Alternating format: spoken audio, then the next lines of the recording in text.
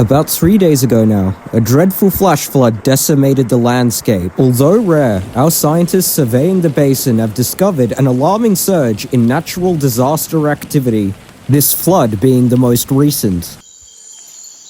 In the canopy below, an Amargasaurus lies unconscious. Having been swept away in the flood and thrown into harsh debris, she has suffered great wounds.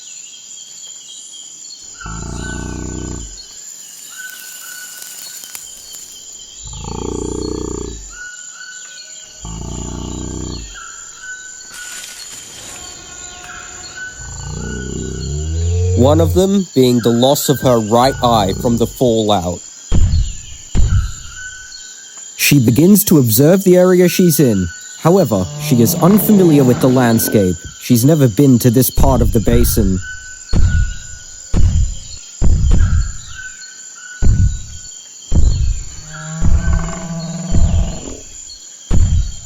This is Amelia, and we'll be following her throughout the course of this series. Amelia was part of a huge herd of herbivores, but having been swept away from her herd by the flood, she's now on her own.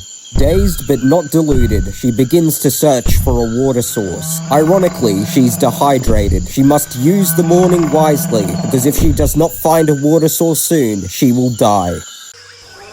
To the outskirts of the Far East, we see the magnitude of the destruction in the basin. Near the basin's edge, an ancient tree has fallen. A colossal thunderstorm brought this giant to its knees. This specific specimen our scientists have dubbed Methuselah, due to its age of over 900 years. On the forest floor, the casualties are innumerable. But nature's way to make life out of death is a remarkable wonder. A whole new ecosystem has opened up, connecting species who have never ventured to the basin into a whole new world. Even lower tier species who didn't have dominion can now reign.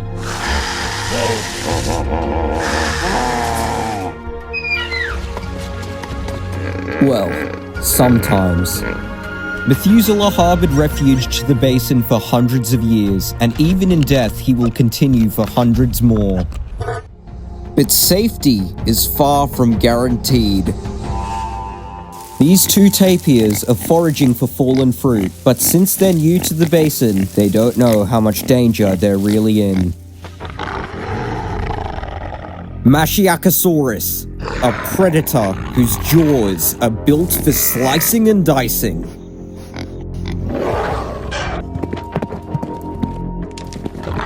Curiously though, the Mashiacosaurus isn't interested in the tapir.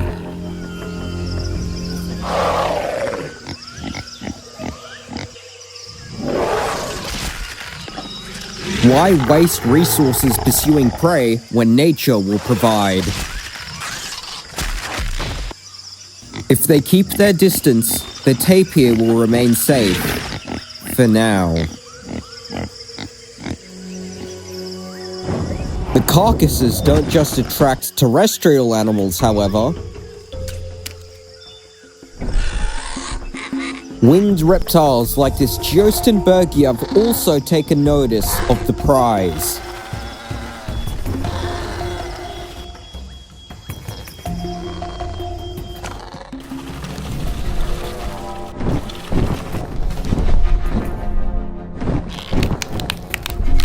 High up in the tree, she lays the carcass in her roost. This way she doesn't have to travel for food. Life will find a way, even when there is no way.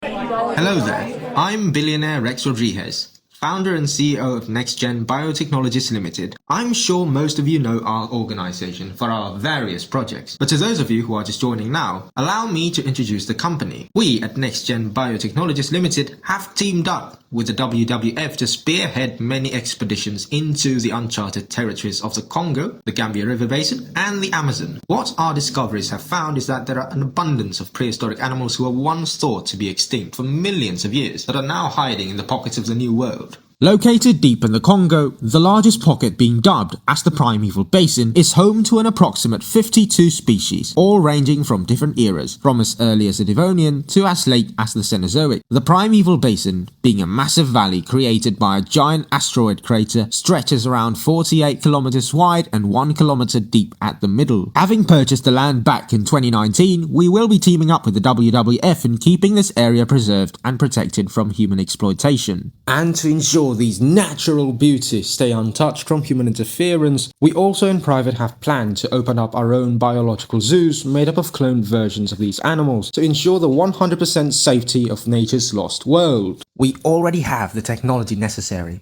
We just need the resources to execute. And that, my dear investors, is where you come in. These zoos will not only be beneficial to nature, but they'll also be beneficial to us, generating untold billions of dollars, which we can feed back into the preservation of these basins. We'll plan to have these zoos up and running by 2032, with announcements being made in 2029. Now, without further ado, you're watching the Primeval Basin.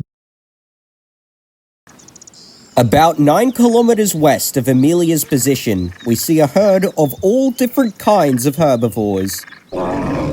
This herd has been led for years by an elder Triceratops who we'll call Centennial. He may be old, but he's as experienced in combat as much as he's well advanced in years. He's been undefeated ever since he took charge 10 years ago, but today, his whole life is about to change. A young Styracosaurus named Centurion approaches with hostile intent. He has come to challenge Centennial for the right to the herd. He has a score to settle.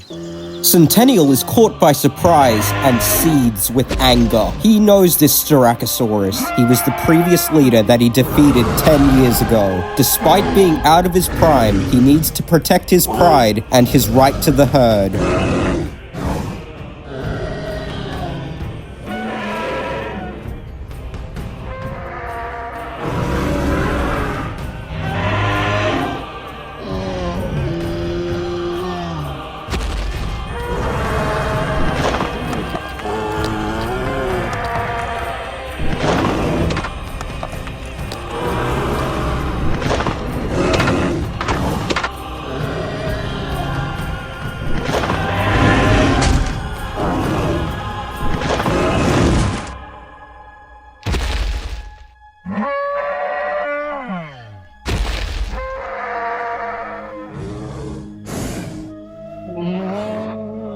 With burning shame, the great monarch has been dethroned.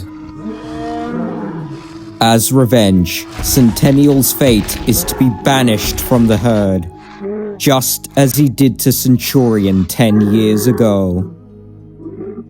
He's lucky to be spared.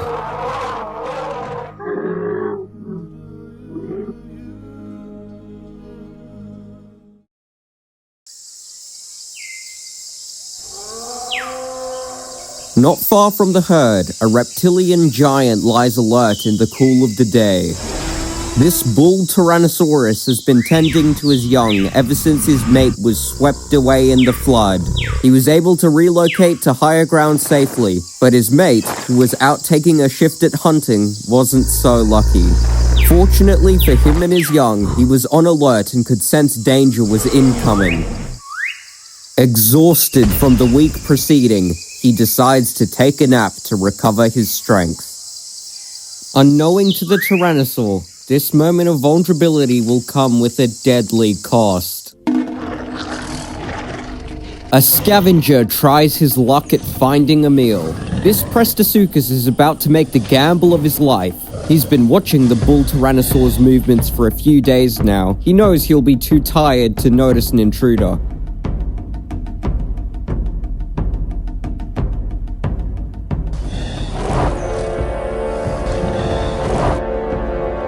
If he can just claim 2 eggs, then he'll have enough protein for the day.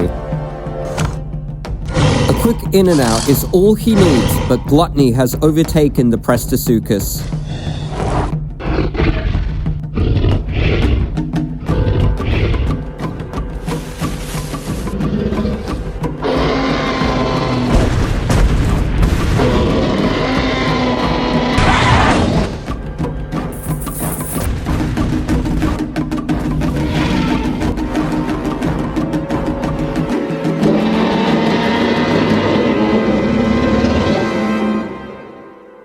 The Tyrannosaur is too slow. His slight lowering of his guard for just a few minutes was all it took for his work to be undone in a second. He's now left with only 3 eggs. Months of work wasted. On the other side of the basin, Amelia has finally located a water source. She cranes her head over the surface of the water cautiously for any sign of danger.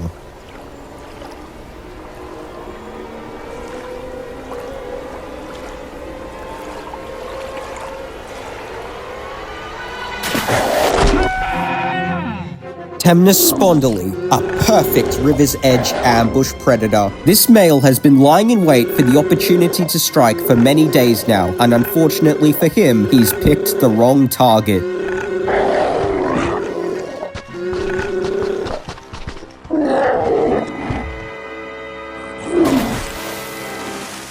Although a bit shaken up, Amelia doesn't leave the locale.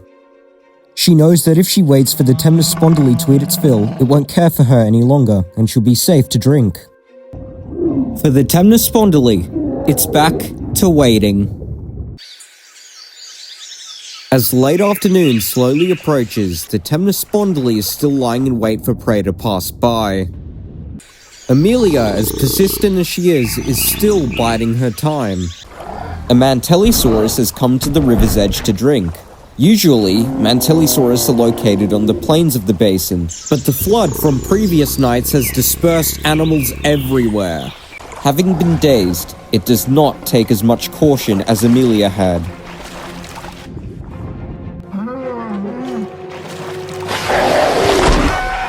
The Temnus spondyle's waiting has paid off.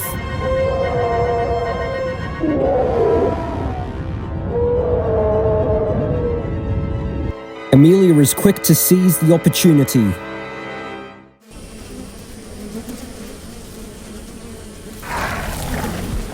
The Predatory from earlier has once again struck gold from scavenging.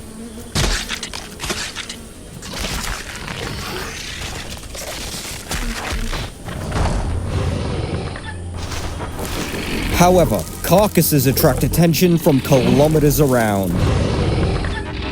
Camosaurus. Similar in size, but better in both weapons and defense. This Archosaur packs a punch.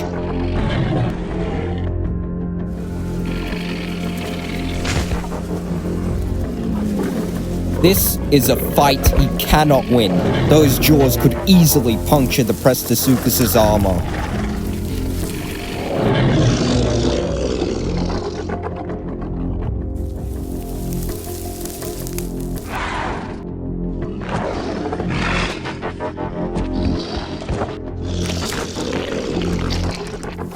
To the victor goes the plunder.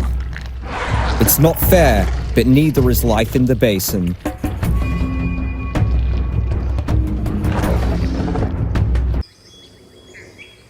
Sauropods like Camosaurus are quite similar to Asian elephants.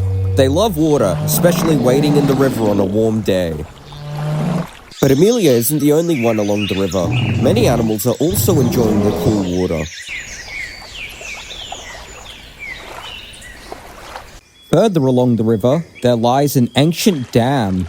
Nobody knows who built it, but it's clear no one has been here for thousands of years. Baryonyx, a superb kingfisher. This is his local fishing spot.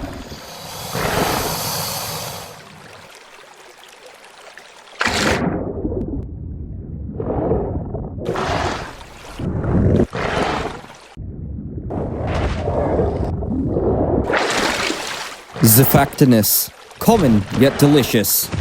This was what he was hunting for.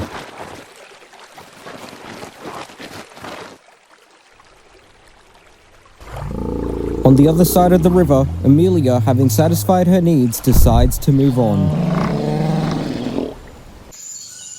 Over the past week, flash floods have thrown the ecosystem into chaos. Countless animals around the basin are in new territory, and unfortunately, not all survived the fallout. Many have perished, like this Nigersaurus.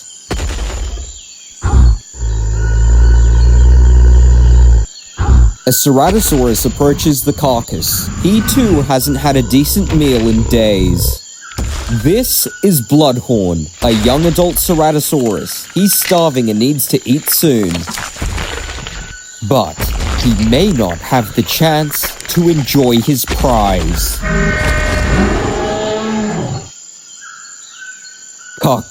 Dinosaurs. These are the meanest bullies this side of the basin. Bloodhorn, however, has never seen them before. His starvation drives him to challenge his adversaries.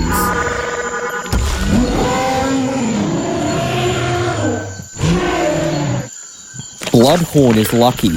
They're not interested in a fight, only an easy meal.